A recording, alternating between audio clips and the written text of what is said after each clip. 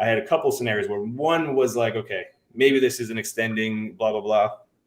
Well, that idea broke right back in May when we broke through the 21 weekly EMA. And at that point, I had to scrap that idea. And I was like, all right, this is the 4-year cycle. Then I mean, this is the only thing that makes sense is the 4-year cycle. And as soon as I switched to that, as soon as I adopted that full-on idealism, I've been able to nail this market day in and day out for the last 5 months straight, like pretty convincingly, right? So it's pretty impressive, I guess, on how it works, and to see that we possibly just have a few more months, and in a short period's time, what can happen? Like, we're at $60,000 Bitcoin, which we've pretty much been. If you closed your eyes in April and opened them again today, we're at the same spot. And then to think that in 90 days, actually 60 days, in 60, 70 days from now, the Bitcoin could be 200 to 200 to 300. Really, I mean, it could blow right past 250 and top out at 280, 275, whatever. Let's go, baby. That's what I'm talking about. That's what I like to hear. But what'll happen at that point too is, like, in my opinion, is that back in June or July, whenever we were at 30K, and I was, not just me, multiple people, but we had this idea. It was like, I was basically telling, a lot of people were looking at $20,000 coming into play. Yep. And that was going to be another 50% drop. And a lot of people got shaken out. And it was 2.5 months of just, weird sideways action and just fearfulness. And I was like, look, this is exactly how this goes. You get a summer sell. The only thing different this time was that summer lullaby. You get a summer sell-off, you get a September sell-off. The thing that happened a little different was we just rallied really hard, really fast in the beginning of this year, and we topped out a little earlier than usual, right? Like, usually we get the July top, and we topped in like April, right? So which makes sense, because then we had these 2 months of like sideways consolidation, which we have never really seen before.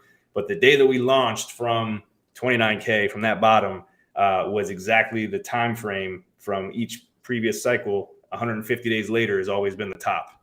So that puts us about middle of December, end of December, and so on. So, but what I was going to say about that is that we, $200,000 is now getting really like adopted by people. Everybody's kind of welcoming that idea. Yeah.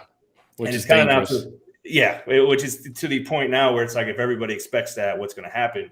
But what I think more than anything will happen is that we'll start breaching these massive numbers coming up. And then same thing as always happens, right? When we got down to $30,000, everybody automatically is like, well, we're going to 20. If we would have got down to 20, what do you expect next? Well, we're going to 10. So if we get to 200, 250, I think that everybody, and what I mean by everybody, not just people around, but like the media is going to push, Michael Saylor will come out, somebody, all the people, all these, big, mainstream names will come out saying, oh, Bitcoin could go to 500K.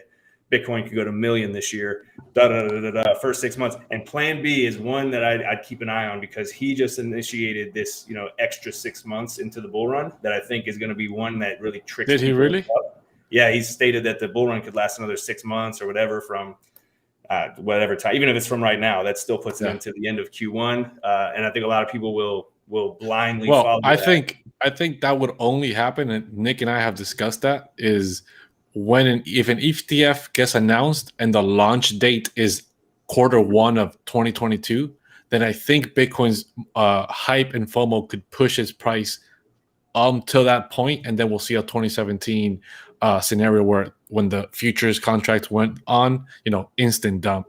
And I think Nick agrees with that as well. I agree with that. So 2017, everybody magically thought that, we got the CME futures, and we even got ETF talk back then too. But the CME futures was what everybody was under the impression was going to be the magic thing that made it different this time, and that we would continue, throughout whatever.